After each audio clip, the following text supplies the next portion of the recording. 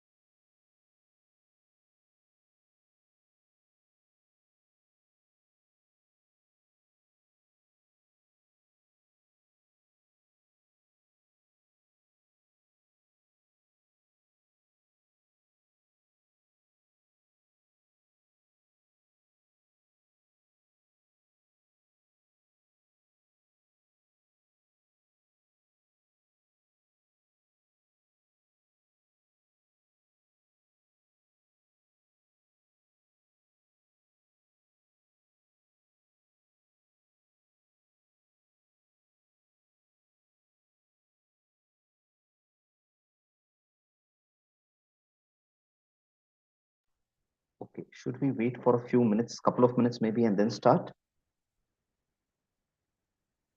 Uh, Rohini, is that okay? Maybe 2 more minutes and then we can start. Yes. Okay.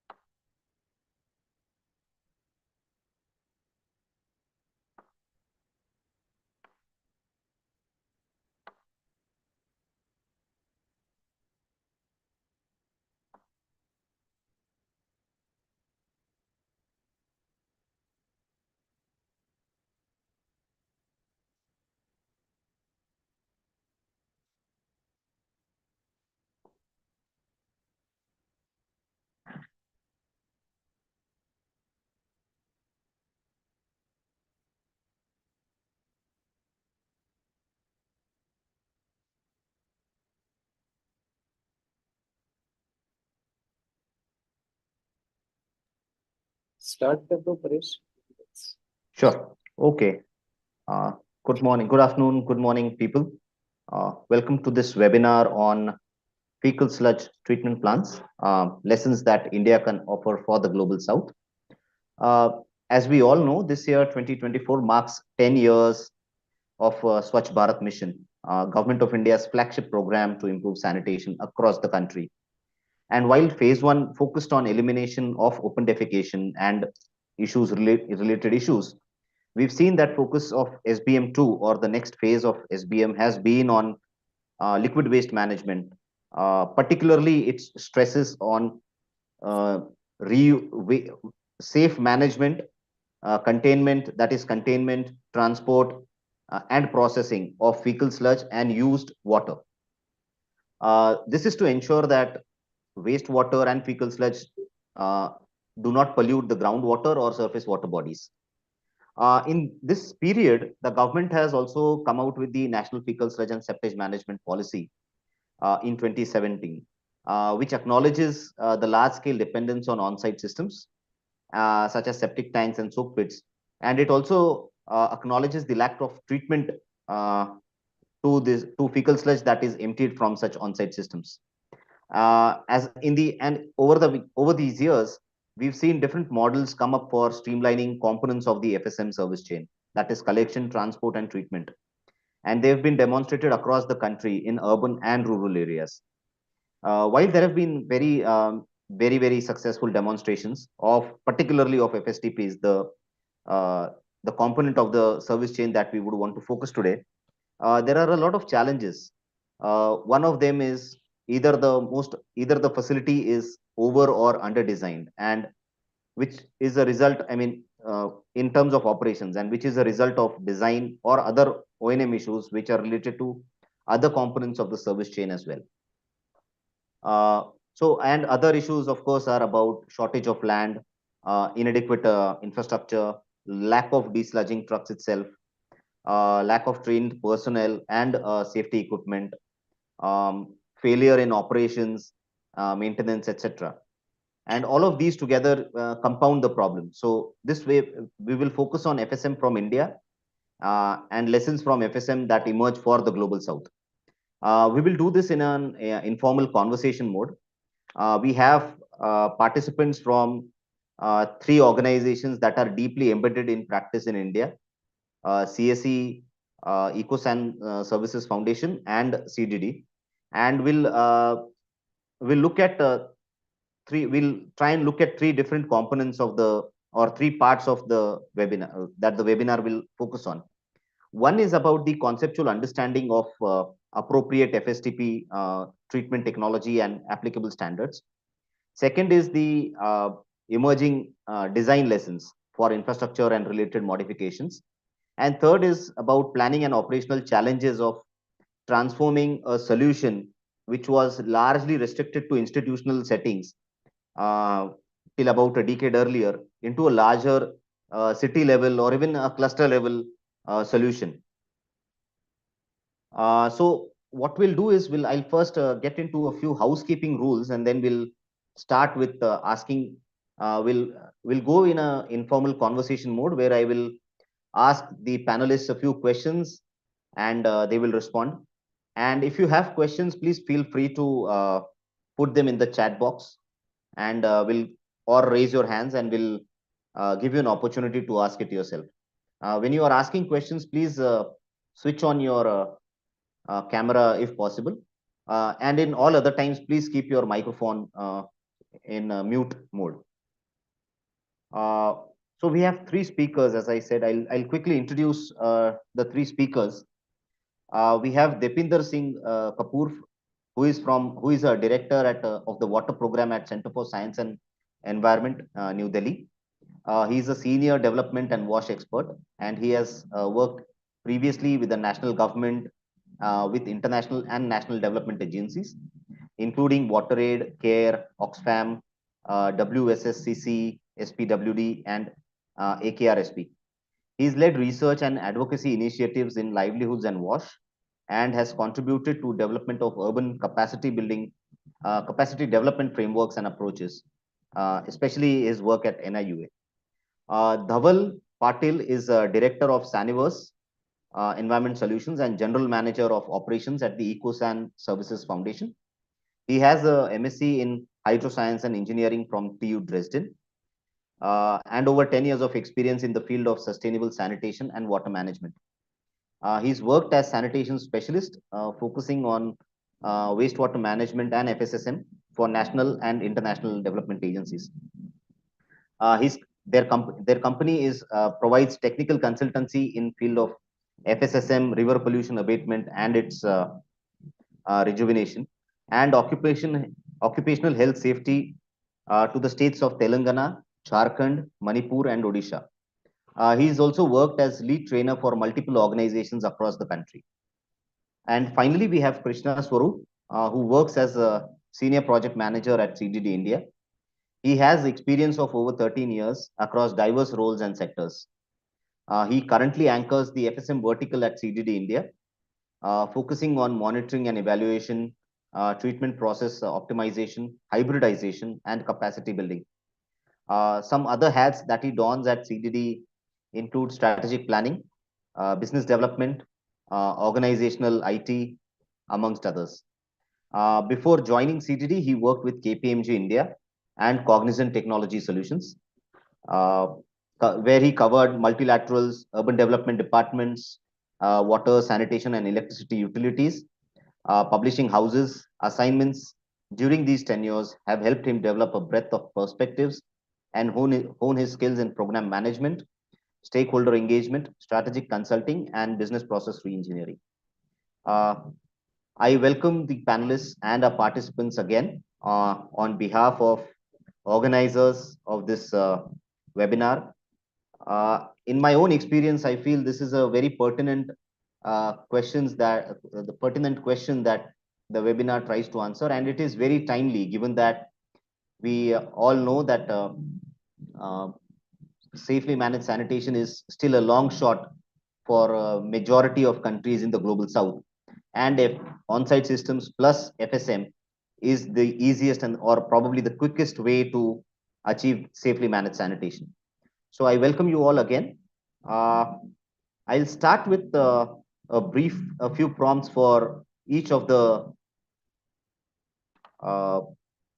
uh, speakers, and then we'll hear them talk about their experience. Uh, so my first question is to Krishna ji. Uh, you've been associated with CDD India, which was instrumental in setting up the FSTP in Devanhalli. Uh, would you quickly begin with that? Thank you. Yeah, thanks, Paresh, and welcome everyone. So Devanali was set up in November 2015. That's when it started running, India's first fecal sludge treatment plant. However, the seeds for this were sown in 2013 as part of an assessment of small-scale sanitation systems and their effectiveness. So this is something that we were doing in collaboration with BODA and Bill and Melinda Gates Foundation. So it was known that 70% of the country was reliant on on-site sanitation systems. But it was also realized then that most of this was going untreated into water bodies or open farms or nalas, or which are also called drains. So while we had on one side the private or even government-owned vacuum trucks providing some services to the public in terms of desludging, while that was happening in terms of collection and transportation, the contents though, which are polluted, were emptied into water bodies or farms or drains. This is, causing contamination and potential public health issues. So in this backdrop, we chose an approach for treating the fecal sludge from these on-site sanitation systems through the tried and tested DWATS approach, DWATS principles. CDD was already doing DWATS for more than a decade by then, which were modular, incremental, easy to operate and maintain, use gravity as much as possible, do not use consumables, minimum electricity, and also at the same time, whatever we do should be easily scalable, right? And have lower life cycle costs, because we were looking at the perspective of a small town which has limited resources. So that's how Devanali happened. But at the same time, we were also very keen on reusing treated fecal sludge in agriculture in Devanali post pathogen inactivation. That's why we took up co-composting. And also we wanted to choose a site which was easily accessible, because once something works well, we also wanted people to come look at it, right? And then find opportunities to replicate. So these were all things that went into the design of Devanali fecal sludge treatment plant, right? And what followed once the implementation successful were multiple demonstrations. Because, for example, in Devanali, we saw that the biogas digester wasn't really that effective. We were not getting enough gas because much of the sludge was digested. It was coming from on-site sanitation systems, which were 10, 15 years old in terms of their desludging frequencies. So we realized quickly that that module was ineffective and we needed to replace it with something called an anaerobic stabilization reactor, for example. And then we also produce nutrient balanced compost, what sort of ratios to mix fecal sludge with the organic solid waste that was coming out of the town, so that farmers got a nutrient rich compost. It was balanced in terms of the carbon to nitrogen ratio. And then apart from that, pathogen inactivation. So we realized that drying time was a little slower, and also higher temperatures allowed for pathogen inactivation. Then we started trying out greenhouse routes so that drying time was reduced. Also pathogen inactivation was introduced. So these were quickly what we introduced in terms of demonstrations to refine the core design itself. So Devanali for everyone is an unplanted drying bed based fecal sludge treatment plant, which means to say the dewatering is happening through an unplanted drying bed. But post Devanali, we also went into planted drying bed based fecal sludge treatment plants, where the operations and maintenance is much simpler, right? For smaller towns, probably much more easy to operate and maintain. And then also worked with screw press based fecal sludge treatment plants to try out scenarios in compact locations, and those were the situations. So what followed were fruitful collaborations with multiple towns across India and across countries as well, Nepal, Bangladesh, and elsewhere, and also various partners, especially the National Fecal Sludge and Seepage Management Alliance in India, right? Of whom there are multiple partners probably on the call today. So, yeah. Okay, thank you. I think you took us over a lot of issues that led to Devanali and that were tested in Devanali. My next question is for Deepinderji.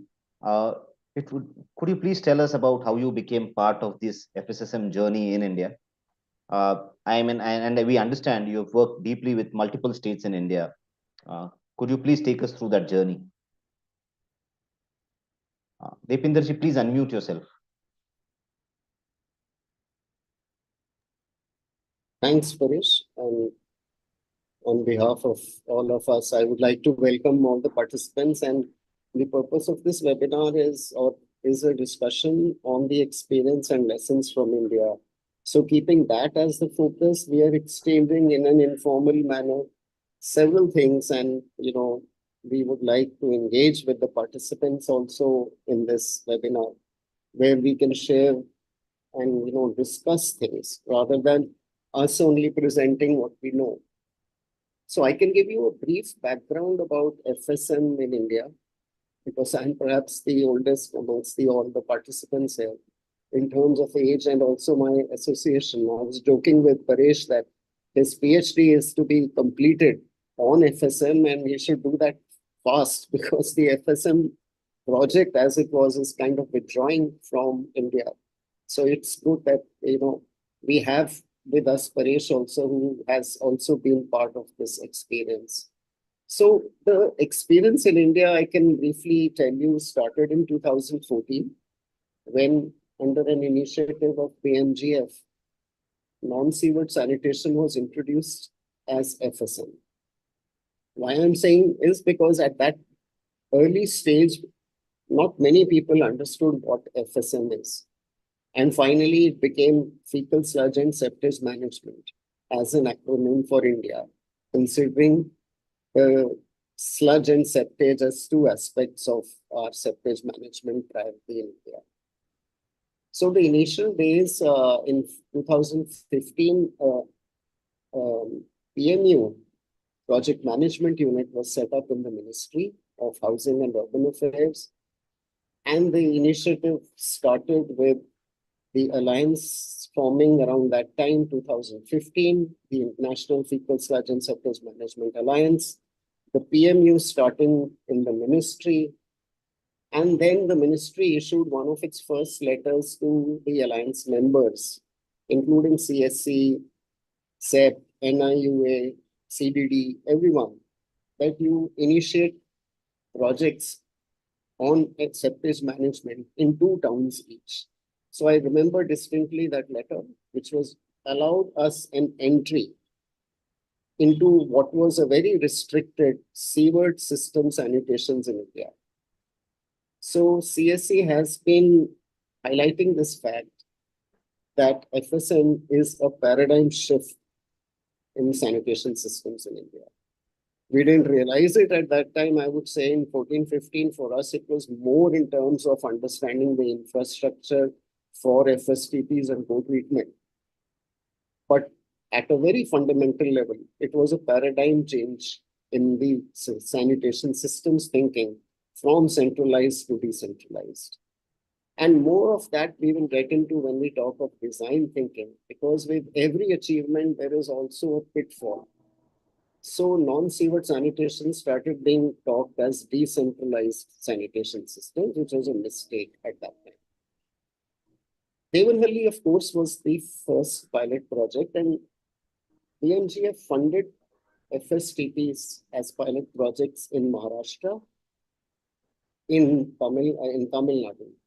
And then in 6 other states, different NGOs, including CSC, NIUA, SEP, of course, worked in Maharashtra. So we all worked in different states with the aim of scaling up FSM.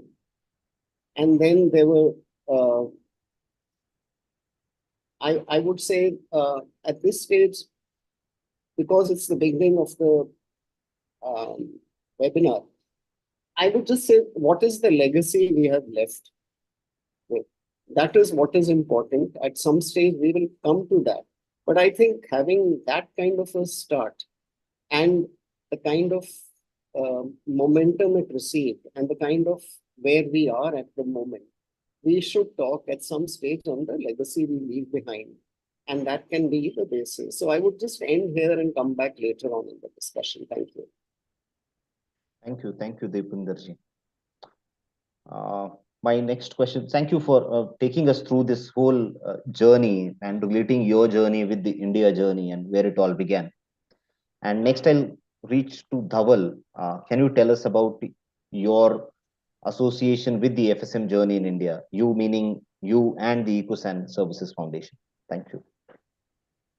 Yeah, so my journey began with the capacity building program called Sanitation Capacity Building Program, which is hosted by NIUA. So we started preparing sort of different kinds of training modules and for different audiences. And this was back in 2016 when FSM was sort of just starting to establish itself in India. So the kind of content we made and disseminated were also very naive at that stage, and they have evolved a lot in the last 5-6 years. After that, I got involved into some projects which involved the designing of FSTPs. And to name a few, we have designed one FSTP in a small town called Rudrapur in Uttarakhand. Another one in Port Blair in Andaman and Nicobar Islands. And through my other company called Saniverse Environmental Solutions, we have provided our design consultancy to different state governments and different partners in the alliance. Andhra Pradesh, Telangana, Manipur, Jharkhand now. So yeah, so the best thing of my journey was I got to work in different states with different conditions, like climatic conditions or budget and the economic constraints and all of that. So that helped me to gain a lot of experience when it comes to designing FSTPs, and also rather I would say FSSM as a whole for city. So that has been my journey so far, and right now we are continuing to sort of expand into supporting cities outside of India. So we started working in Bangladesh into cities, and in South Africa recently with a consortium of 6 other organizations, we have also gone for capacity building. It is pertaining to SFD, the excreta flow diagram. But yeah, as we all know, it is very much linked to FSSM. So we are looking forward to experiencing non-sewer sanitation or FSSM in outside of India as well now.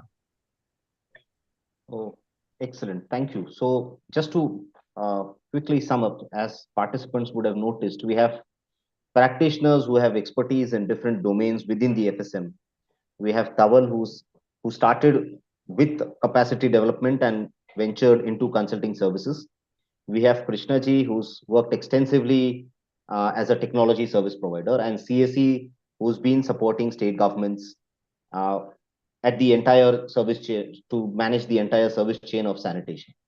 So now that we know, we've had more than 100 FSTPs operational in India, and we have, and the SBM Grameen dashboard says that we have about 2,600. Either they are planned or they are already operational. So let's dive a little deeper into this. And I want to ask our panelists that what do they think of if our design philosophy, whether we are right or we've missed a few trains. Are we approaching the FSTP design rationally? What are the learnings that emerge from the experiences and challenges? Initially from the STP sector and now from the FSM sector itself. Please go ahead, and I would request maybe Depinderji to start. Okay. Yeah. So in terms of experience, I think the experience has been varied because as I said, and I put my thoughts on what I said earlier in the chat box. So the idea was that it was an open-ended field. Devanhalli was the first experience. And I remember in UP, when we took the UP officials to visit Devanhalli in 2017, or I think 2016 end, we took them. They came back very impressed with Devanhalli, and then we had 2 towns, Unnao and Ghazipur in UP, to initiate FSM, and CDD did a DPR for Unnao. But the UP officials were not happy. They said, what we want Devanhalli, what you have suggested is constructed wetlands. So we want a good high-end model. So it was very interesting in that sense to see the way it was rolled out. And therefore, I think each one of us can share what we have seen in the states where we worked. So in UP, for example, there were two type of FSTP designs which were taken up. So when CSE did first city level reach out after about 20 FSTPs had been completed, this was in 2022. We saw that they were still under completion, not even completed by 22, because the work started in the COVID time. We saw that there were two types of treatment systems we were looking at. And there were different modules within these two type of treatment systems. So initially what was called technology, with the help of Dhaval and young professionals like this, we came to start understanding that these are treatment systems, these are not technologies. And the treatment systems were nature-based systems and hybrid systems. We also realized that, a basic understanding of FSM is required. Unfortunately, it wasn't there. So everybody was trying to do what they could in terms of a treatment systems. As I said, the government officials were seeing it as a top model FSM, whereas the experts coming from Ludwig Sase and that background were more looking at, as Krishna said, to look at low cost, low maintenance solutions. So there was a tug of war, and there was also incineration-based systems introduced somewhere. So I think it was a lot of things happening simultaneously. And the understanding of FSM design could not develop as it should have developed at that time, because everybody was trying different treatment systems. Everybody was focused in ensuring that their treatment system worked, no matter what design, which is fine because we are all design neutral. But of course, the fact that we are having this webinar is because we need to look at FSTP design, co-treatment systems design. And that is where I think we will get further into this. I would just like to say that in Uttar Pradesh, there are 56 cities where FSM operations have been initiated. CSC is working very closely with the UP government, trying to ensure all 56 cities have sustainable FSM solutions. It's a tough order. It's a tall order. And the experience in design in UP was that we had a problem of over design. I would say we had one quantifiable FSTP design of 32 kilo KLD system. And experience from India, from all states, shows that you should not go with very large FSTPs. I would just limit it here, and I think my other panelists are more competent, and I'll get back to how we are facing these issues. Yes. Dhaval, would you like to go next, please? Sure. Yeah. Yes. So Dipinderji mentioned about a very interesting point about that, the last point, especially about the sizing of the FSTP. So I would like to start from that, because as a designer of treatment plants, that is the first step we do. So our understanding and learning is finding that sweet spot, what makes economic sense for that particular city. Finding that is very important. Too small of an FSTP with a higher desludging demand doesn't give an opportunity for the city to meet its goal, and too big of an FSTP with no or less desludging demand puts a lot of economic stress on the operations of the FSTP, and because the fixed costs, they keep on rolling out of the treatment facility. So understanding that sweet spot for that particular city is very difficult, and that is mainly because in India the desludging frequency is not fixed.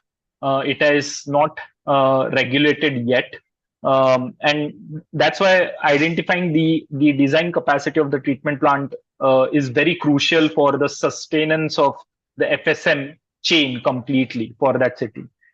The next point is about a process called solid liquid separation. A lot of times practitioners use these two terms, solid liquid separation and dewatering, interchangeably. However, they are two different processes. The first one, that is separation, being mostly sedimentation or a natural gravity driven process. Dewatering also is a natural process, but it is not as efficient as solid liquid separation, and the intention of both these processes are very different. Solid liquid separation has a more impact on the subsequent treatment units, their sizing, their operations, the area requirements, and hence the cost of the complete facility. Whereas dewatering is one of the steps involved in sort of drying and dewatering of the thickened sludge which comes out of the solid liquid separation facility. What CSE's research has also proven is solid liquid separation, which is merely holding the septage in a tank for a few hours, can result into almost 80 to 90% reduction in the BOD and COD of the liquid fraction, and which is a very significant reduction, which helps to reduce the treatment cost of the liquid fraction in the FSTP. The next point is coming from my experience of dealing and discussing with a lot of different government officials and project management units across different states, is what all components need to be included in an FSTP.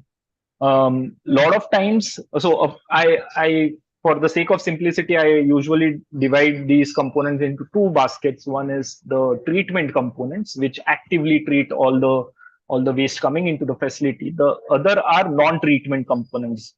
Under non-treatment components, main components are usually office building, laboratory.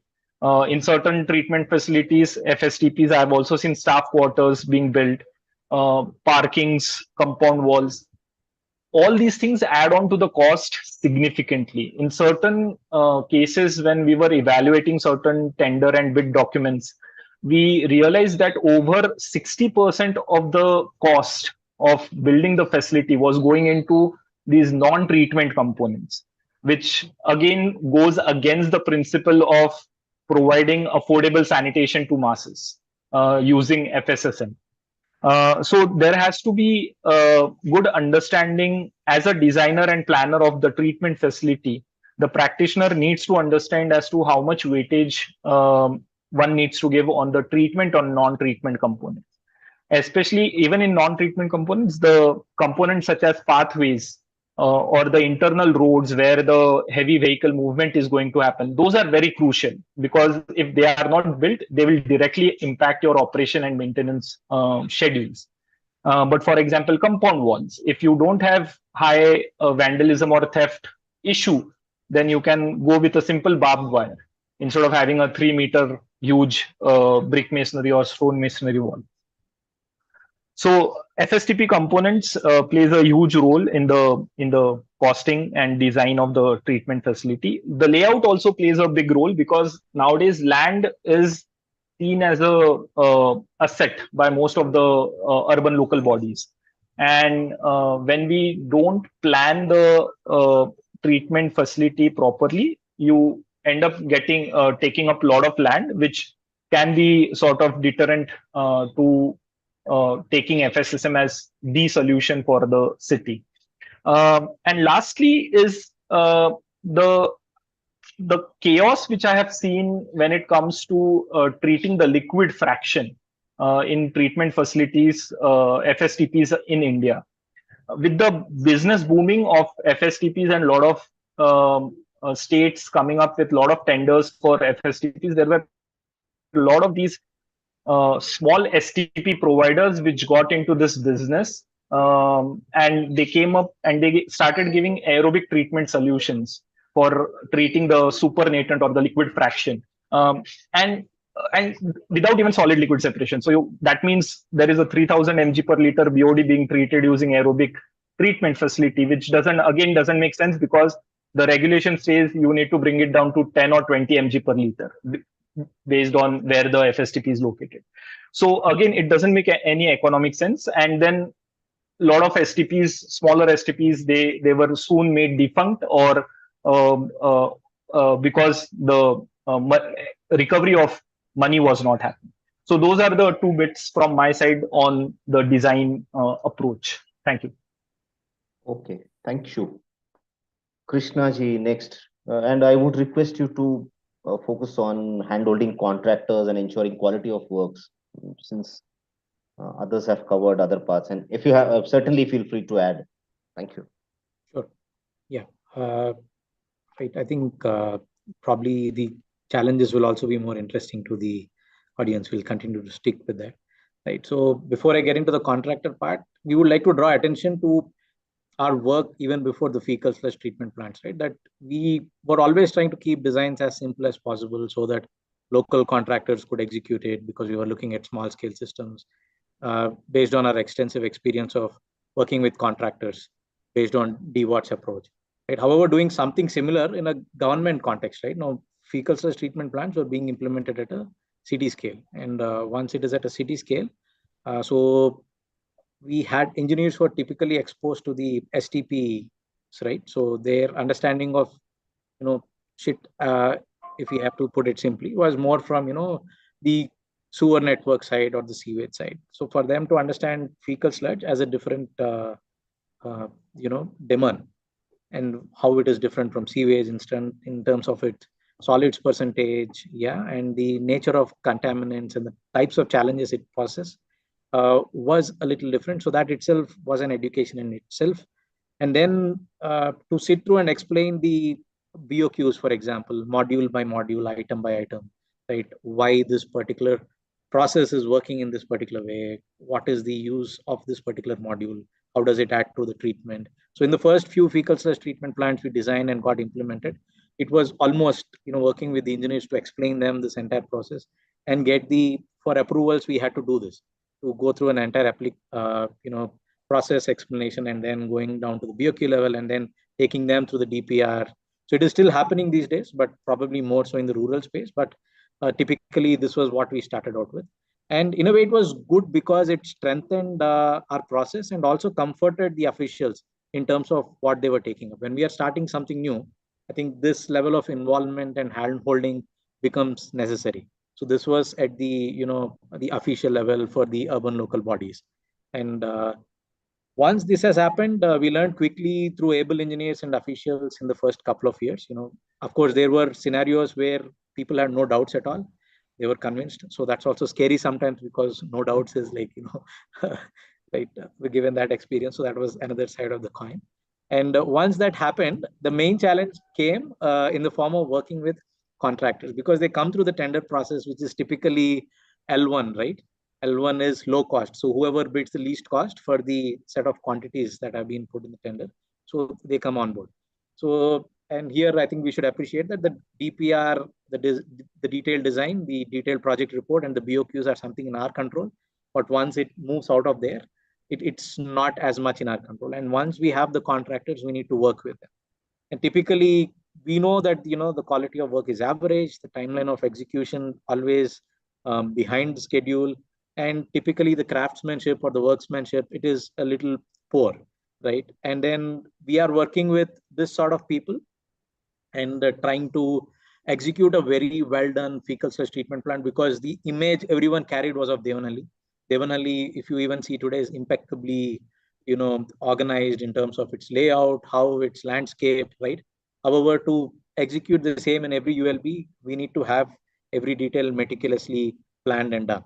So, however, working with different contractors in different parts of India who do not have the same view of the system, right? And everybody has their own challenges. So that was a handful. And then coupled with this, the construction crew keep changing from time to time. They're there for 2 months. Say a big festival comes, they're off and they don't turn up. A new set of people come in, right? Again, they have to be trained from scratch, right? And you see a photo, something has gone wrong, you have to run to the site. Yes, and stop the work and explain them, right? Don't do this, stop right now, otherwise you might waste some more money. because this is a government BOQ, right? Again, if you spend something to get additional funds, we again need to get additional approvals. So it's not so straightforward. So that is one. And then also the delayed payments. These are systemic issues that are there. So we had to work with this, right? There is no easy way of doing this.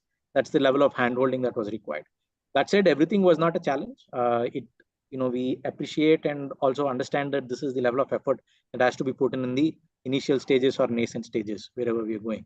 And then there have been great experience as well. For example, there was this FSTP that was designed in Bangladesh, in Cox's Bazar, 15 KLD treatment plant, totally executed during COVID. So the design team was in India, the execution team was in Bangladesh. We never met them, but the plant is running successfully for more than 3 years now. So many other examples in India as well. So the experiences have been mixed, but those are some of the challenges that we have had. We have also seen that in terms of design philosophy, right? How do we, what are the sort of elements that we bring in to understand whether it is going right or not? So starting from planning, are we right sizing the fecal sludge treatment plant, right? And typically basing it on how much sludge is being collected by the vacuum trucks there, rather than going on a population basis. Because what we have seen is, as Dipinder sir was also saying, in quite a few places, the capacities are sort of overblown, and as a result, the utilization of FSTPs is very little. And what we have seen is typically FSTPs with more than 50% utilization are doing well, reasonably well, right? And then where in quite a few FSTPs have utilizations in the range of say 25%, right? Which definitely have problems because the loads are on and off, and the operations and maintenance, I think we'll get into that later. So those pose different set of challenges which are not envisaged, right, at the beginning.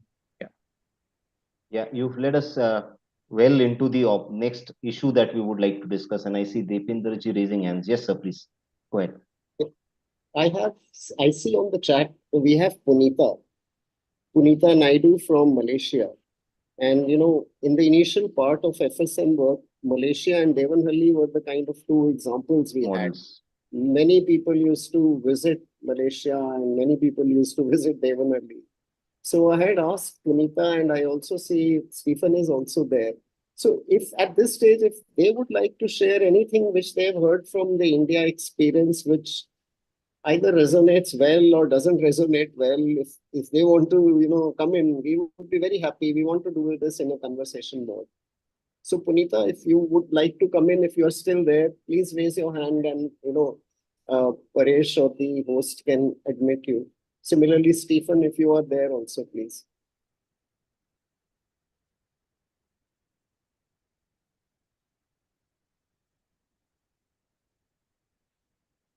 Hi.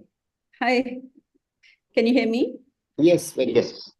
Okay. So thanks, Dipinder, for bringing me onto the stage. So I know that, you have visited Malaysia a couple of times and seen the work that we are doing here. But honestly, I feel like, in my personal opinion, I feel India's journey in FSM is far more creative and very advanced in a very short span of time. A lot of, I do know that sometimes, I can see comments or feedback that seems to get from a frustration angle, but actually in a very short time, India have done extensive work. In total, not just Uttar Pradesh, or what I've seen a lot of work done in Odisha, in Tamil Nadu, in Andhra Pradesh or Telangana, right? Extensive work has been done. What I feel as unique about India is the way the entire sector, not just FSM alone, even connected services has been done. India has allowed creativity to be built in. That means they are not very hardcore and pushing everything toward connected, or neither they are hardcore pushing everything towards decentralized facilities or on-site systems. So I think that is the most positive part that I see. Unlike in Malaysia, even though our journey started far earlier, but by practice, probably because it is pretty much driven by engineers. And driven by engineers mean during our academic time, the entire conversation is about sewage treatment plants, about conveyance systems. FSM was never really like an on-site system is never talked as part of the conversation. So when engineers actually led during like probably early 70s and 60s, right, everything became connected systems. So FSM was never recognized as part of a solution. So end up for a small country like Malaysia in total population is only 30 million.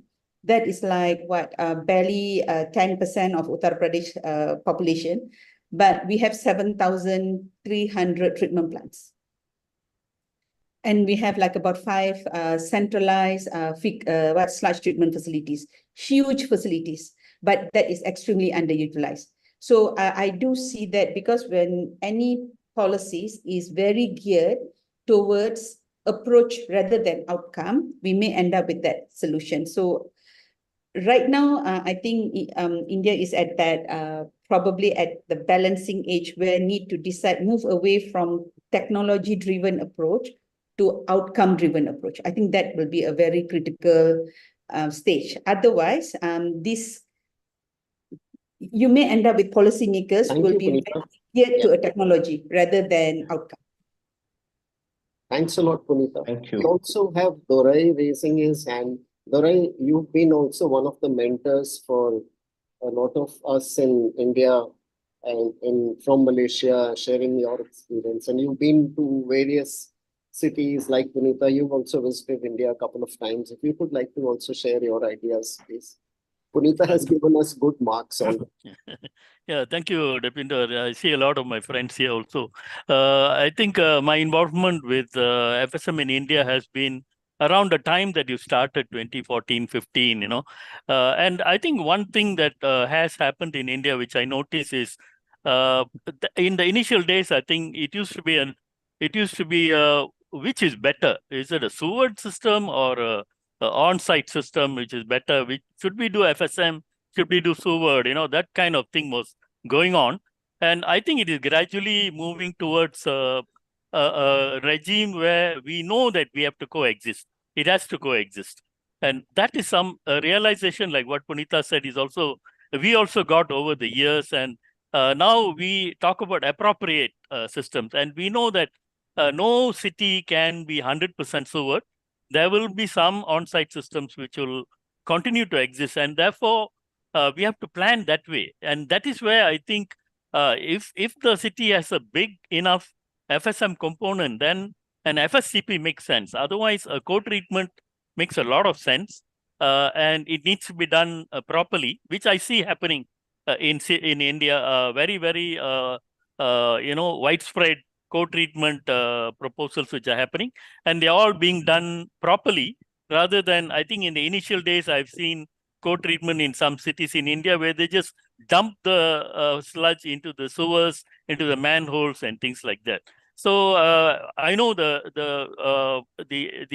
kind of progress that has happened in India is really very vast, and the kind of thinking, and we know the people around here, even in this conversation, they are among the best, and they have been doing the thinking, and I feel there's a lot of good things going.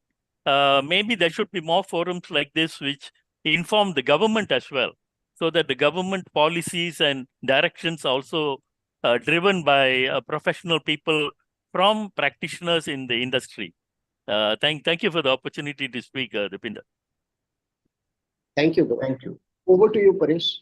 Thank you, Depinder ji, and thank you, Dorai and Punita ji. I see a hand up, and I'm going to wait for a while before I allow next interventions, because in interest of time, I think we'll need to go ahead, and I will come back to you, Bishop and Stefan. Please allow me to get one step ahead, and then I'll come back to both of you. Next, and I was, as Krishna ji highlighted or pointed out, that we were already looking at O&M issues when we were planning and implementing FSTPs. And I would quickly want all the three panelists to reflect on the O&M practices. And I would request all of them to take 2 minutes each, certainly not more than 3. Thank you. Krishna ji, since you brought into us, led us towards O&M, please start. Yeah. Right. So what I would like to say is, I think O&M, some sites have cracked it. They're doing exceptionally well. Some not so great. For example, if we take the state of Odisha in India, which have identified self-help groups, and the O&M of the fecal sludge treatment plants have been handed over to them, and they've followed a very systematic approach of, tendering, training, onboarding, and then on-time payments, right? So which has sort of helped good O&M systems to be in place, and this is happening. So that is one. And then, of course, the systems are easier to operate and maintain, but in a lot of cases, our threshold for operations and maintenance is so low. This is my feeling that some O&M is very little O&M, and easy to operate and maintenance is almost confused with no operations and maintenance. So low operations and maintenance or the very little need for operations and maintenance doesn't mean the system can totally be left alone. So that sort of message that has gone out in some situations, which needs to be changed with a lot of capacity building efforts and all that. However, typically what happens in FSTPs is, while at least a couple of months before the construction completes, the operator has to be on board, whoever is the designated operator. This typically happens in the 11th hour, right? And once the operator is identified, they have to be paid on time. So our feedback from various agencies that we know and have been associated with is, payments are delayed. Again, systemic issue. Then operators change from time to time. They're there for 6 months, then probably leave. So there is a certain amount of retraining involved when the new people are coming in. So these are continuous requirements across different, cities in a particular province or a geography or a state, which have to be kept a tab on. So that is one. And mostly, however, we have seen operational issues come in because of poor design choices, right? For example, if the screening chamber is too small, so the when the truck empties, right, it empties at a certain speed, and they want to do the job as fast as possible and leave. But the screening chamber typically is, in a lot of places, it is very sized in a very small way, and which as soon as a truck opens the valve, it just gushes and the liquid basically spills out, right? Not a great situation. Then somebody has to bring in a sand. So this leaves a bad taste for the operator of the fecal sludge treatment plant, as well as the truck guy, because he doesn't want to spend more than 10-15 minutes maybe in that location. So this is one issue. And because people are not thinking, right, how the truck operator behaves in that particular situation. It's 10-15 minutes, and to empty that, we need to design the screening or grid chambers accordingly. Similarly, when sludge has to be removed, there has to be accessibility. So some path or a road has to be there to be able to do the sludge removal on a regular basis. So if that does not happen, then the sludge is not removed. So operators tend to become a little lazy, and because the accessibility is a problem, and the sludge continues to pile up. So the treatment efficiency drops down, especially in drying bed based fecal sludge treatment plants, right? And then lack of roofs. So where it is raining, we expect at least maybe 60-70 days of rainfall. Roofs were not provided, and then once a roof is not provided, it basically affects the drying time because it's exposed to rain. So that's another problem. And all these make sludge handling a nightmare, not very good for the operator at all. And on the other hand, we have poor planning choices as well, like in terms of capacities. I think we have just talked about it. So, and that also comes from a sewer network approach, right? Where typically cities look at a 15-20 year life cycle, and then they say, okay, population is going to grow, and same logic was applied for fecal sludge treatment plants as well, where we have fecal sludge treatment plants which are projected for population of say 2030, 2040. However, the current utilization is very low because there are only so many trucks that are operating in that particular place. The capacity of the system cannot be improved overnight. I can put a fecal sludge treatment plant for whatever KLD, right? But the whole ecosystem that is around fecal sludge management is operating at a certain level. For that system to move to the next level, it takes a lot of actors to come in and work. So that takes time. So it's not, it's better to be incremental rather than look 15-20 years down the line. So these are issues with respect to operations and maintenance. Yes, thank you. Dhaval? Yeah. So Krishna has already covered most of the points, but to add on to a few of them from our experience is during the O&M practices, preventive maintenance is something which is usually overlooked by the operators. We have seen that STPs and larger STPs, they do have a schedule which they follow for maintenance. But since FSTPs are smaller facilities, mostly operated by newer companies who are new into this sector, they have very less understanding about the O&M protocols and the kind of monitoring and record keeping which the facility needs to do. I brought up this point because India, as of now, has a lot of treatment plants which are established and working well. However, we don't have a lot of data. And when I say data, I don't mean necessarily the qualitative data of input and output of the treatment plant, but the kind of maintenance schedule or operation schedule which is happening at the treatment facility vis-a-vis the qualitative data and also the quantitative data. How much waste is coming in versus how much processed material is going out from different streams. So this data would be very crucial for India and for other countries because a lot of inferences can be drawn and these inferences can be then used into the designing or improving the design of the treatment facilities in the future. So that is something which I wanted to highlight in this. Thank you. Thank you, Dhaval, for keeping it very short. Deepinderji next, please. So I will only share very brief comments on the operations and management issue, but in the chat box, I have listed out what is the legacy from, or the learning legacy from the work done in India. Because Punita and Dorai mentioned about treatment systems, but I wanted to list down a set of other things also which are worth a learning legacy from India. And of course, there will be negatives. So we are very open to criticism. So if you see what I've listed in the chat boxes, we don't just have different projects on the ground, which Punita rightly mentioned. We have a great diversity and, capacity issues may look very large to us. But if you look at other countries like Malaysia, perhaps they were even more severe there. Then we have various tools which came up in India, which were applied extensively. SFD, shit flow diagram, Sanitab, and, quantification of sludge. I remember the first tool which was developed was actually how to assess how much sludge comes in. And this was done by CPR as a template, as an Excel template. Very useful at that stage.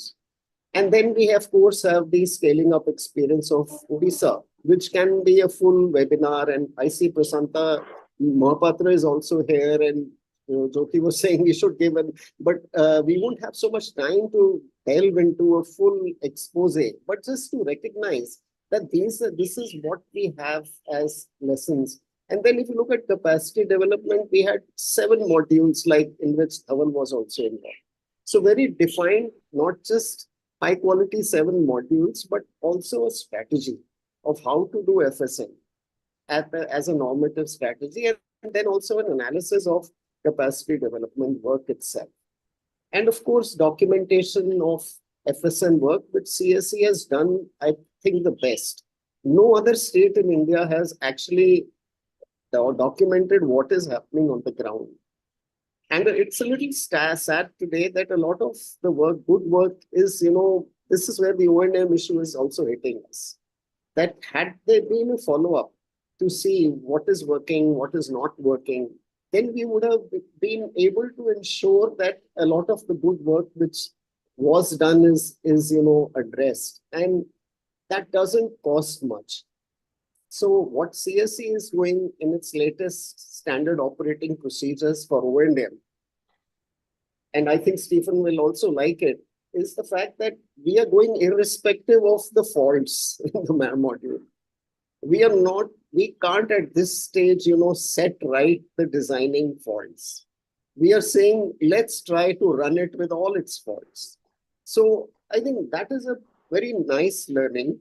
We are not here to, say good, bad, pass, fail. And we need to move on, certainly. And we hope the next phase of the projects in UP, elsewhere, CSE has done a good assessment of Telangana and Maharashtra FSTPs. Our teams went with this learning desire. We know there are challenges in UP. So we are not there to find faults. But we could identify quite a few things. And I think Maharashtra and AILST took up our suggestions. We submitted our reports to both ASCII and AILST. And I hope that, actions will be taken to ensure these things are set right. And what CSCs, I think more than O&M, Paresh, it is the softer elements of sustainable FSM operations which are important, which we see lagging in most states. Where is the economics of desludging? Where is O&M manual? Where is an O&M SOP? Where is the issue of handover challenges? So these are certain things which are as important as O&M. I would like to just say thanks. Thank you, Dipinderji. You rightly led us to two issues that we would like to discuss next, and I'm in interest of time, I'm going to merge them. That is capacity building and economics. But before that, I'm going to go to Bishop Stuart University, and I don't see their name, but I'm going to allow them. Please unmute yourself and go ahead. And next, Stephen.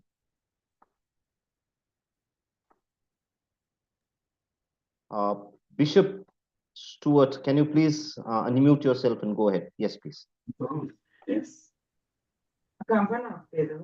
Yeah, thank you very much, participants. I'm Reverend Charles. I'm from Bishop Stuart University in Mbarara. Mbarara is one of the cities in Uganda. I'm very, very far from you, but I'm happy to be part of this webinar and for the developmental ideas the speakers have given out on the sanitation and promotion of sanitation and improvement of development of cities and whatever, and also the sustainability of the sanitation as far as the environment is concerned. We have a number of issues here in Uganda, actually. I don't know if it is the same in India, but as we are talking of the plant treatment plants of water, whatever, the sewage systems, the waste management, the disposal systems, it is too much. And when this is not well taken care of, then sanitation is not improved. So we need to look into that, the waste disposal and all the systems that help us to access clean water. Because if these are not well looked into, then we shall not have done a very good job. So I am happy you are trying it in India.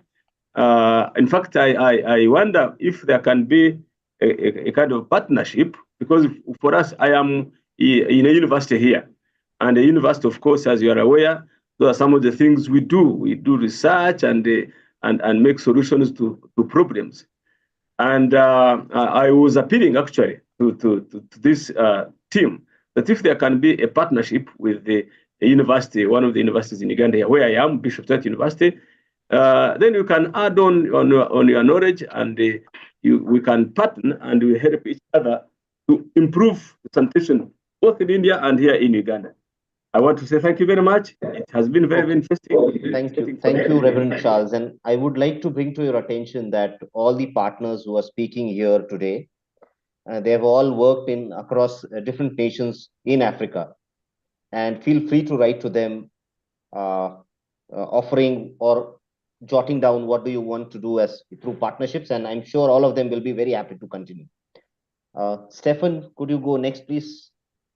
Yes. Hello, everyone. Can you hear the sound? Yes.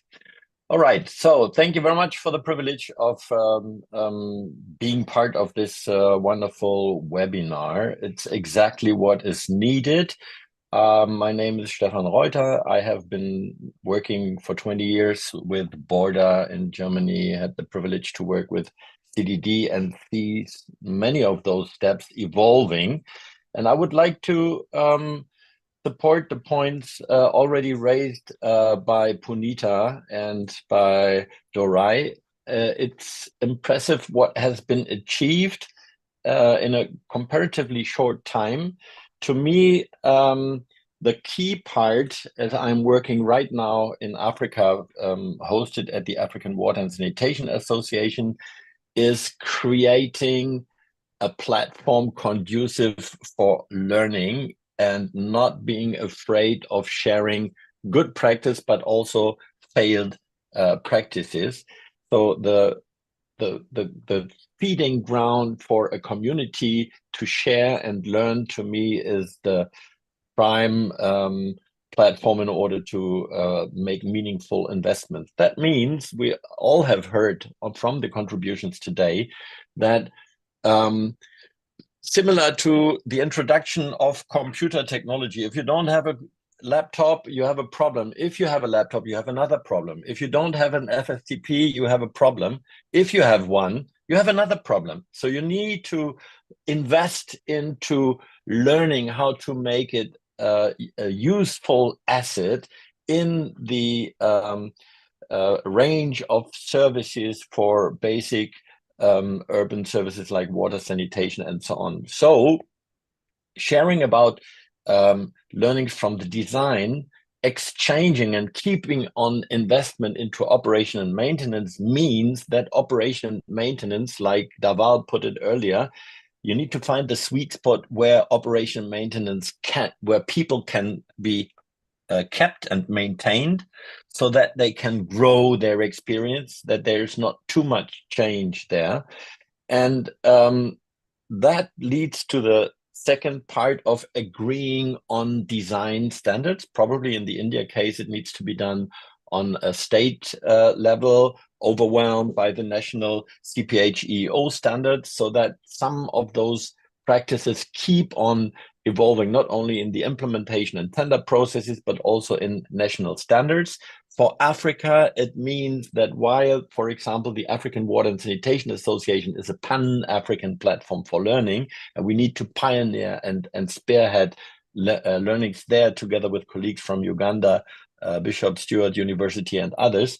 But finally, each country needs to agree on their own standards so that they can start recording and sharing their lessons based on local data.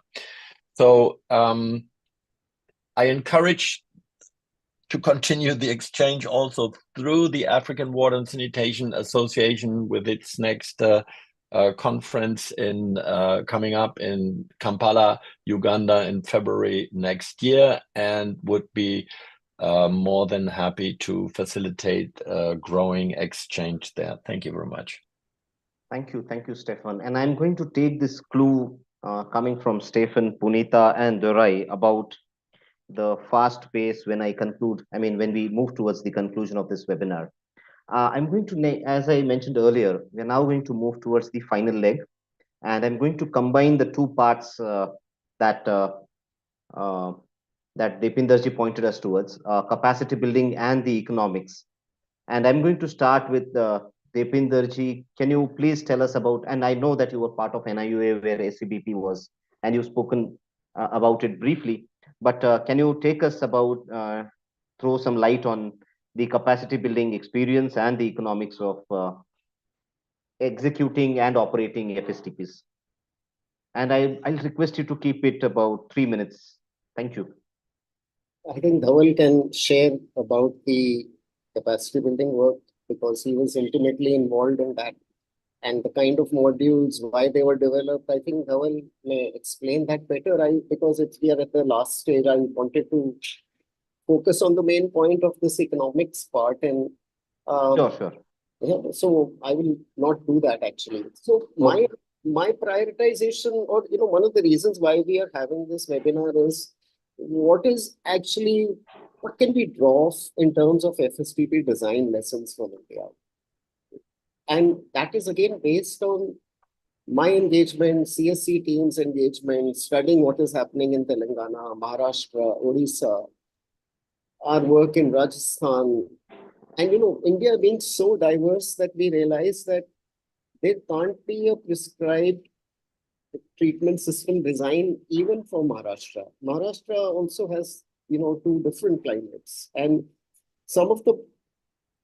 we all are, followers of NBS systems, and we believe that the systems should be as natural as possible. But then we should not also be blindly going in that direction. At the same time, we should not also jump to the most advanced treatment systems of pyrolysis and geotube bags and all that, which is not sustainable in the Indian context of the way sludge is coming in our cities. So I think lessons in terms of FSTP designs are at two levels. Why should we go for NBS in one place and not in the other?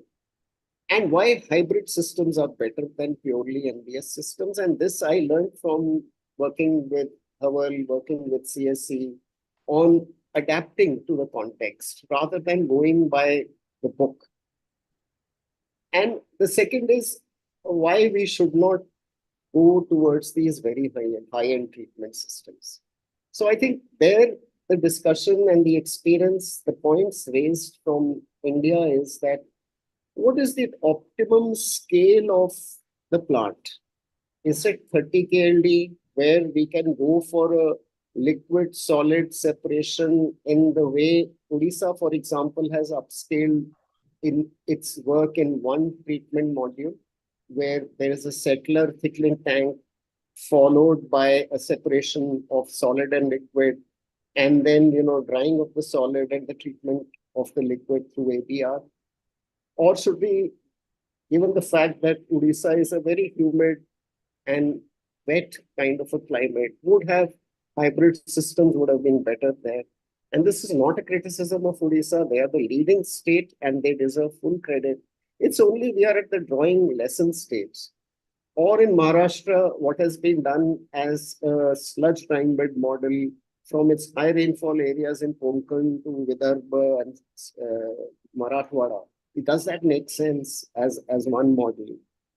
Or what was done in Uttarakhand, a hybrid model based on the peculiarities of that state, cold climate and rainfall? Or why was a sludge drying bed suggested in Leh, where 6 months it is frozen? So this is again, as I said, FSM in India should be seen as a paradigm changing sanitation systems thinking. We will make mistakes. We should learn from mistakes. We should move on. So this is not a criticism of anybody's work. Only it's a point where we need to reflect and review at two levels. One is the quantity. Does a large quantity, 30, 40 KLD FSTP make sense? And if it does, then what treatment system it should have? If it's less than that, then how to economize on the design? So CSCs did a study of 47 FSTPs in 22-23. We put it in the chat box and I asked my colleague Jyoti to put that study again. So CSC actually did a performance assessment of FSTPs. After about 4 years of operation, most of the FSTPs were built in 18-19 and 22-20. We did this study in 22-23. Based on a scientific principle of 3 rounds of visiting, trying to assess the leachate and the outflow parameters and the biosolids at 3 levels. And the CSC study is available in the public domain. Please have a look at it. And we found that the engineering design is a big cost factor for FSTPs which are currently operating below capacity. And most of the FSTPs in India are operating below capacity, in which case do we need to relook at the algorithms which were proposed in DWAT systems designed by Ludwig Sase at that time. When you upscale it at the city level, and Dorai and Punita are also commenting also, I've seen that wherever the loading is less, then NBS systems are more adaptable to variation than mechanical and electromechanical systems. But do we need to relook at the quantity of solid waste, the quantity of leachate, which generated in very hot climates like Maharashtra, where we saw there was hardly any liquid leachate coming out from the sludge drying bed. in the months of October, November. So it's not also peak summer, but quite late in the year. So these are some of the questions which we cannot provide answers to everything, but I think raising these questions is very important. How do we minimize the design of our treatment systems, secondary and tertiary, okay, secondary systems, which will make FSM more attractive and successful? Thank you.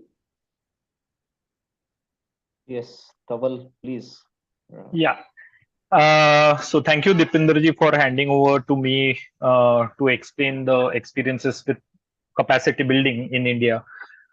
So as I mentioned in the introduction, capacity building across India sort of evolved a lot, starting from 2014-15 till date. Earlier, my personal experience when I started developing content was there was no literature available in Indian context. So a lot of it was coming from African countries, US, and all. But for Indian context, there were not a lot of literature available which could be used to sort of develop the content. Even as what do you say? As simple as understanding difference between fecal sludge and septage. That was the dire need when the capacity building sort of started in India. So we adapted a lot of learnings from international literature going ahead, and the training content also evolved with how SBM sort of progressed after 2014. Initially under SBM, that is Swachh Bharat Mission or Clean India Movement, what we saw was there was more emphasis on building the toilet and having a containment unit. So the lot of trainings in FSSM space responded to training the masons or training the city officials as to what is the right kind of septic tank, how it needs to be designed, how it needs to be implemented, etc. Later on, a lot of focus was put upon the treatment design or treatment plants. And later on, when the treatment plants started coming up, then we sort of realized that, hey, we haven't focused enough on the collection and conveyance part. And that is when the training content also started speaking about how to organically improve the desludging demands across the household in the city. And that is the time when Odisha as a state showed us the way of how the self-help groups, which were led by mostly women, could help to increase the demand of desludging organically in the city, which paved a very crucial role in sustaining FSSM in most of the cities in Odisha state. Later on, going ahead, when SBM2, that is the second phase of Swachh Bharat Mission came, co-treatment was talked about. And that is the time when the training modules were also sort of responding to co-treatment. So we created a lot of different kinds of training modules. They are available on the sanitation capacity building platform. The link is on the chat box. And which can prove to be very, very useful for the other countries going ahead, because a lot of these training modules also have case studies and experiences documented from India, which could be adapted in your context. So that's it from my side, Paresh, on capacity building. Thank you. Thank you, Dhawal. And Krishna ji, I'll request you to keep it very short. We are running short of time now, so I'll just talk very briefly on economics. I think again I've started with Devanhalli, where we said circularity was a very keen objective for us, and to meet that at Devanhalli in terms of using back feeding it back to the table, bringing it from toilet to table, right? That's what we call. So how are the nutrients getting back into our food chain, and while at the same time we are trying to remove the pathogens from that so that it is safe to apply for crops. So in Devanhalli, we did the co-composting. We have applied it on farming cycles. We have compared the utility of co-compost versus say chemical fertilizers or farmyard manure that is sold outside. So fecal sludge and co-composted fecal sludge has fared very well. So those studies are out there, and we are doing more work on that to potentially where the STP sludge fares, how do we do that.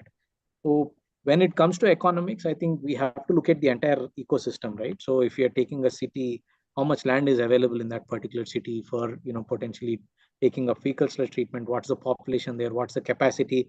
And for that capacity and that climate, what is the right technology, right? So if it's a very small place, a very tourist town, you have probably 100 KLD and all, maybe we'll have to go for thermal systems. If you are in a very compact place, you have hardly half an acre available, right? And that's the only place where you can treat fecal sludge. Then the system that we will design will be very different from a place where you have probably a couple of acres and very little loads, and very little ULB potential in terms of how much they can pay. So then we will choose a system which is the most easy to operate and maintain. So there we are not worried about reuse and all that. The most important thing is the system has to run. So based on the context, right, and what factors are there, we choose the treatment systems accordingly, and also how that fits into the entire ecosystem. Now, and we cannot look at FSTP as separate from the entire value chain, because with fecal sludge management, collection and transportation is the heart of the value chain. That is where most of the money is, right? Where we have successfully functioning city level treatment systems, we will also see that they've integrated the entire, right? If we go to Leh has a system where, the operator, whoever collects the fecal sludge is also running the fecal sludge treatment plant, right? And that gives them certain advantages. So the type of business model that we choose also makes a difference. So the economics are a mix of all this, and we have to make the right choice at every level. So this requires a certain amount of time and time spent in terms of deliberations by the concerned stakeholders. So it is known, but the issue is we don't make those choices. We don't choose systems that are the least life cycle cost, right? So what is the maximum that the ULB can spend over a period of 20 years? It is known the ULB has a certain amount of income. It will grow by a certain amount. So it is known in advance what's the most probable life cycle cost that can be spent on a given system, right? However, we choose to ignore that. Typically, the decisions are still made on capex, right? Be it fecal sludge treatment plants or even sewage treatment plants. People ask, what is the capex, right? I think the discussion has to revolve around what is the life cycle cost. How am I looking at the economics and probably the circular economy as well, which cannot be ignored anymore. So how do we start bringing that into the narrative rather than a very, as you were saying, not just looking at infrastructure, right? Infrastructure is a very simple and easy component, if done right. And, there are enough technologies that are working well. So technology is not a challenge anymore. So it's proven. There are enough technologies which are working well, but with a different set of people, they're also not working well. So it's the ecosystem that we need to buy into. Thank you. Okay, thank you. And I think that on that note is a perfect note to conclude the discussion. We have about 7 minutes to conclude, and I'm looking at, I'll need a couple of minutes to summarize. So maybe we'll take a couple of questions. We've had participants, a lot of participants, about 150 at one time, and now still 130 plus participants. So it would be unfair to not have at least a couple of questions. So if the two people who raise their hands first, will allow them to ask questions. Okay, Stefan, I see first. So I'm going to allow Stefan to go ahead. And I would also request you to draw out lessons that are particularly useful for Africa. And I see a message from Dolly Basin, and I'm going to request them to have a question. Okay, so these are the two people who I'm going to allow to take questions, and then I'm going to wrap up. So Stefan, go ahead, unmute yourself and comment and ask your question, please. Go ahead.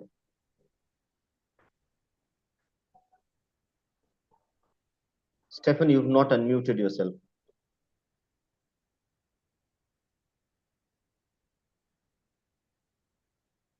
Okay, they cannot unmute themselves. Yes, yeah, now it's working. So it's rather a concluding thought, looking at the fact that treatment systems, whether it's sewage or fecal sludge, evolve along with our learning and with societal requests and agreements. The challenge is always how can we mimic and shorten the time for lessons learned and for evolving with what is there.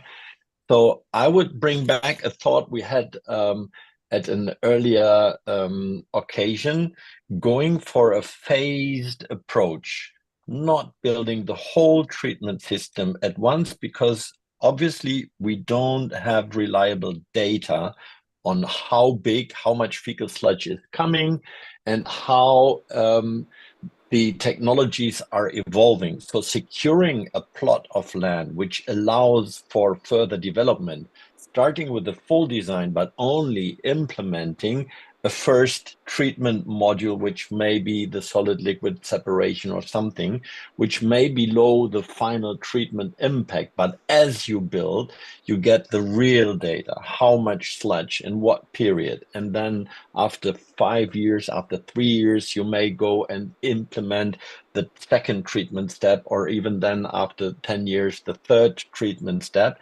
So that would give the advantage of, yes, you have secured a piece of land, you can grow with the demand. So that thought is something which would be also implemented and important for African lessons learned, so that you do not produce too much over-designed systems or expenditure. Thank you. Thank you. Dolly ji, next, please. Thank you. Thank you for giving me the time to ask a question. Actually, I'm new to this area of work. I am an engineer by profession, but I run a consulting firm which is focused on technology innovation.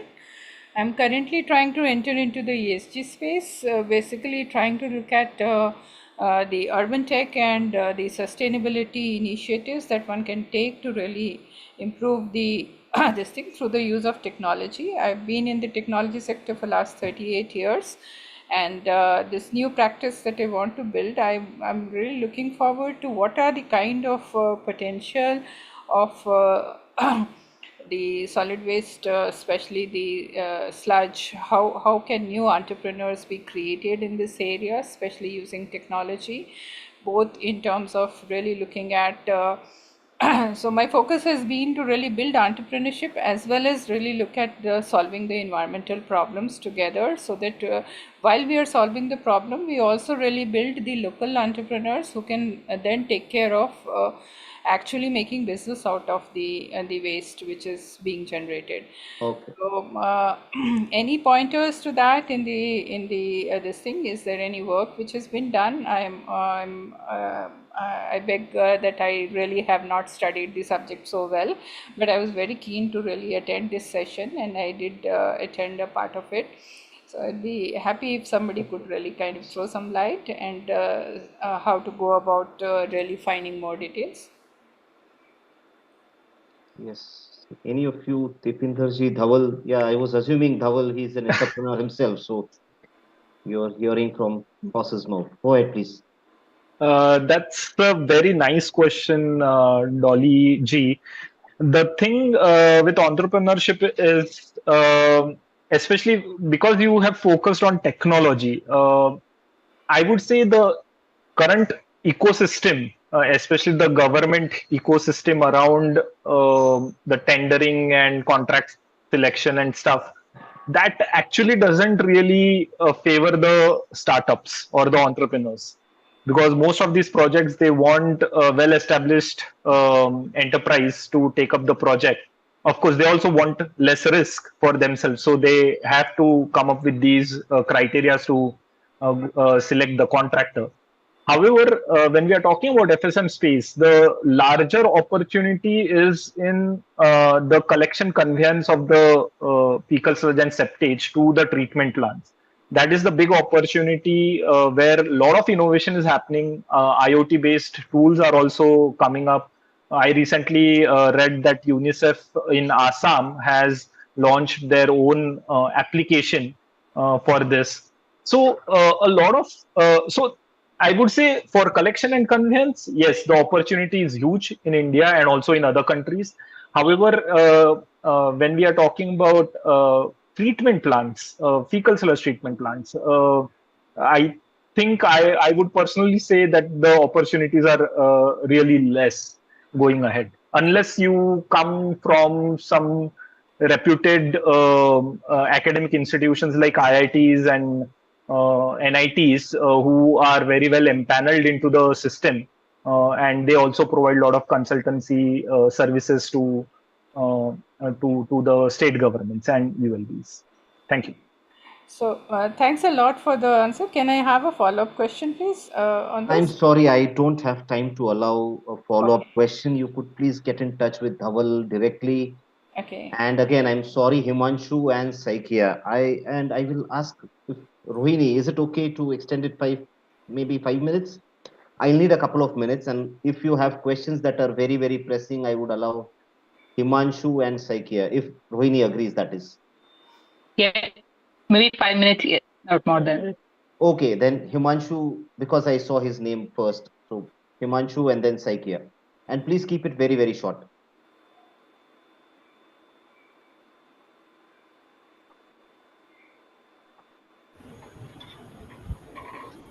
Yeah, good evening, sir.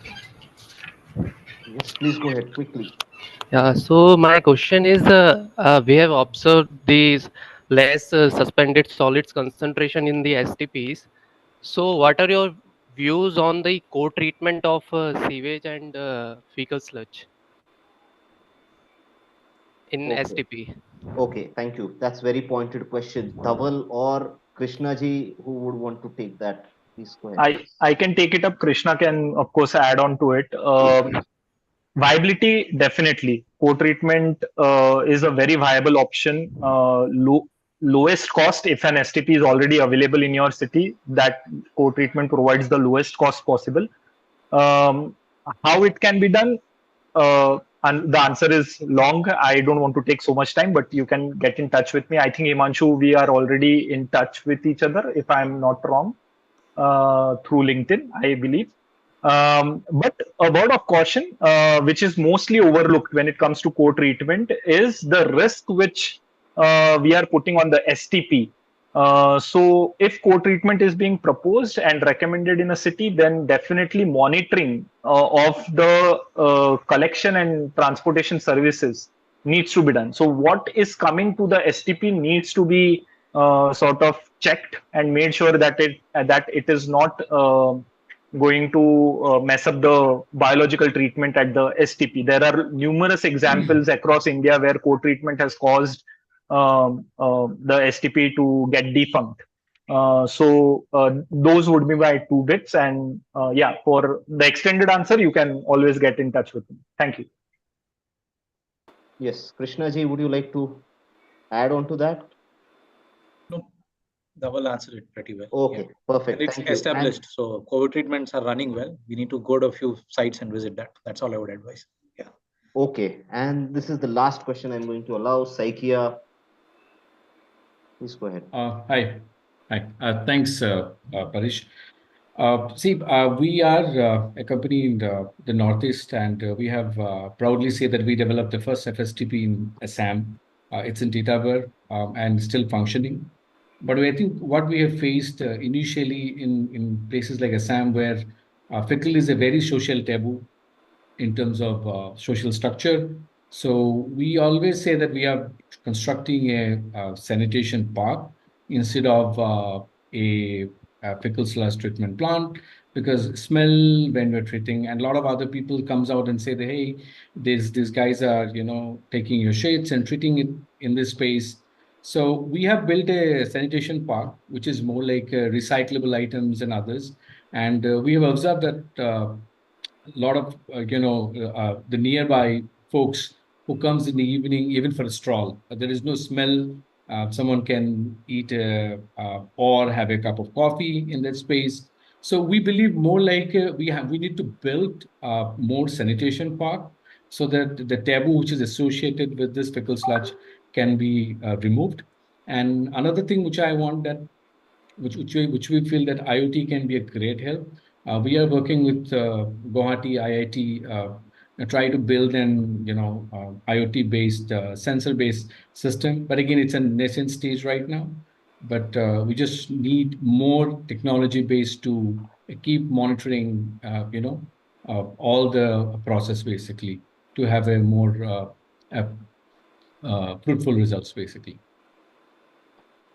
Okay, on that note, thank you so much, Saikiaji, and I'm now going to conclude with a thought that I occurred, and I'm trying to encapsulate as much as what I've heard today. And what I can think of it is the integrated nature of FSM and the backward and forward linkages that need to be built into the design and planning of an FSTP. And I'm talking not only in terms of, and panelists have covered it very well, and the integration is not only in terms of the service chain or the components of the FSM service chain, but also in terms of the software and hardware components of sanitation services.